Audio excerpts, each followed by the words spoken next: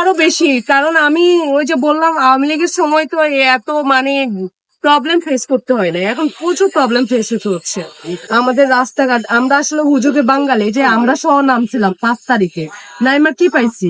কোনো কিছুই পাই না, প্রচুর মাথাটা পাইছি, এটা বাস্তব কথা।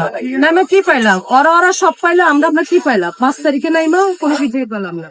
মাঝখান দিয়ে হচ্ছে সবকিছুই ধ্বংস হচ্ছে, চারিদিকে ছিনতাইকারী বেড়ে গেছে, চারিদিকে খুন খারাপি বেড়ে গেছে, চারিদিকে ধর্ষণ বেড়ে গেছে, মানে সব খারাপ বেড়ে গেছে। তাই আমাদের দেশে মানে অতি দ্রুত নির্বাচন হওয়া দরকার, তাহলে আমাদের দেশটা একটা সমাধান, একটা সুন্দরভাবে হয়ে আসবে।